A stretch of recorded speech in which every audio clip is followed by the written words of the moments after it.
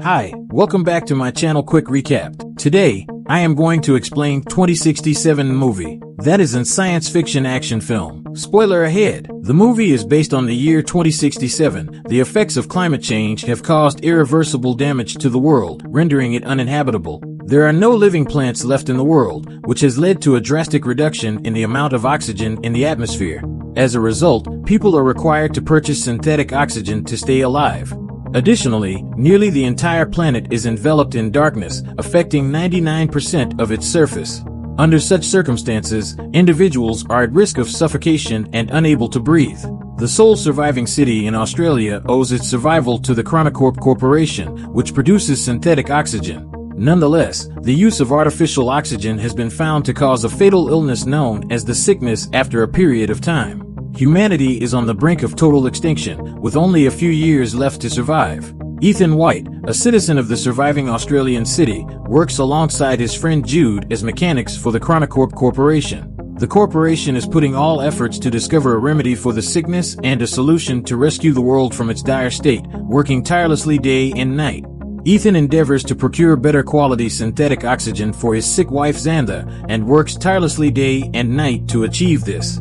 While Ethan and Jude are toiling away in the tunnel one day, they receive a summons from Regina Jackson, the CTO of particle research at Chronocorp. During their meeting with her, Regina introduces herself with them and warns them that humanity is facing unavoidable extinction within a few years if the prevailing conditions do not improve. Regina discloses to Ethan that he is humanity's only hope for life, which confuses and makes him doubtful of her claims.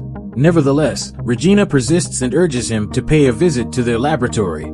Upon arriving at the lab, Ethan is greeted by Billy Mitchell, the lab doctor, who introduces himself and briefly inspects Ethan's wrist device. They then proceed to explain that Ethan's father, Dr. Richard Whyte, initiated this project 2 decades earlier, and Ethan is now the only person who can complete it. Ethan is introduced to a massive machine, which they refer to as the Chronicle, and are informed that it is a time machine. During the initial experiment with the machine, they had to send radio waves into it to find out what existed on the other side. Through the experiment, they discovered that in the year 2474, approximately 407 years from the present, the Earth will have adequate vegetation to sustain human life with enough oxygen in the air. This revelation gives people hope that humanity will eventually find solutions to the problems they face in the present, and will persist for centuries to come. However, the scientists at the lab encounter a mysterious occurrence when the waves they sent into the Chronicle return to them altered. Upon decoding the altered waves, they discover a message that had been sent from the future, which instructs them to send Ethan Whyte. Regina and her team believe that Ethan is the key to finding a cure for the sickness, so they plan to send him through time to the future to retrieve the cure. However, Ethan is initially doubtful and finds it hard to accept that he is the one who can save the world. He suspects that Regina is making an elaborate joke. Furthermore, Ethan is hesitant to leave his ill wife behind and travel to the future, so he declines Regina's offer to help. Ethan and Jude later visit a diner, where they purchase artificial oxygen. While they're there, Jude attempts to convince Ethan to change his mind and assist in saving humanity. However, Ethan laughs at Jude's suggestion, refusing to go, and he explains that he doesn't want to follow in his father's footsteps, who disappeared 20 years ago, leaving him and his mother behind. Ethan's mother was later killed when he was just a child, and leaving him to be raised by Jude, whom he considers to be more of a brother and best friend than just a friend. He holds a grudge against his father for prioritizing his project over his family, leaving his mother behind. Ethan is adamant about not wanting to follow in his father's footsteps and leave his sick wife behind. However, Jude manages to convince him that finding a cure is the only way to save his wife. This prompts Ethan to reflect on a childhood memory of his 8th birthday when his father gifted him a peculiar box, which he has kept all these years. Then he put his hands inside and a device attached to his wrist, causing him to bleed. The device was a permanent fixture that Ethan has carried with him ever since, but he has never known its purpose.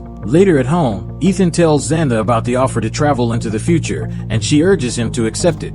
The next day, Ethan writes a message on a metal flower, promising to find his way back to Xantha, and leaves it for her. He then heads back to Regina's office and makes a deal with her that if he can find a cure, they must give it to Xantha initial.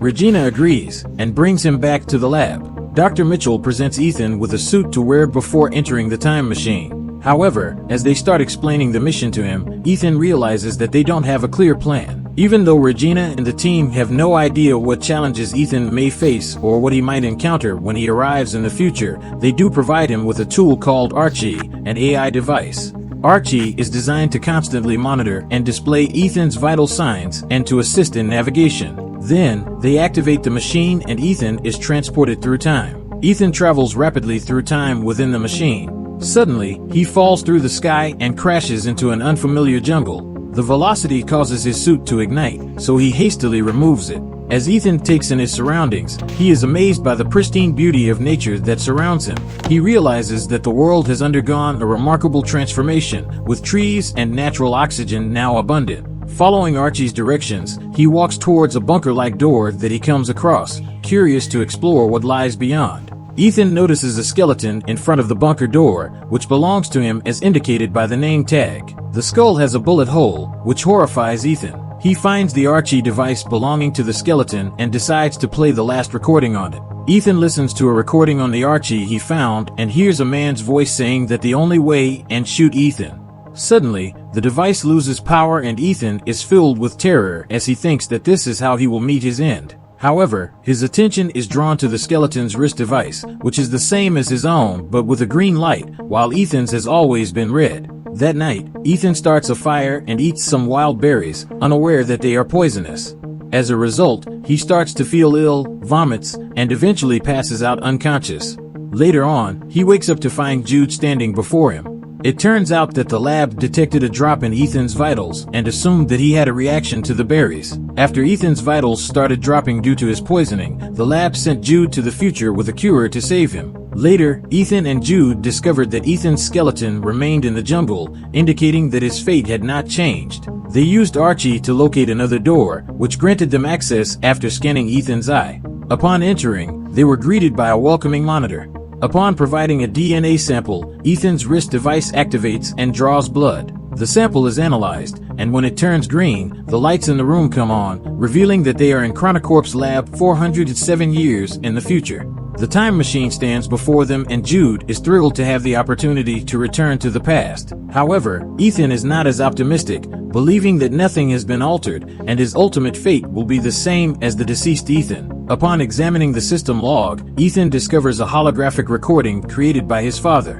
In the recording, his father clarifies that the primary purpose of the time machine was to collect information about the oxygen levels on the future planet and transport it back to the past. Nonetheless, upon activating the time machine, Ethan's father received a mysterious message requesting him to send his son to the future. Despite his doubts, he complied with the request and created a DNA verification system for Ethan's arrival. Ethan and Jude come to the realization that the time machine has very little battery left after 407 years and will not be able to take them back. They soon discover that the lab's activation has caused a defective fault in the nuclear power core, which is on the edge of exploding within 4 hours, posing a significant threat.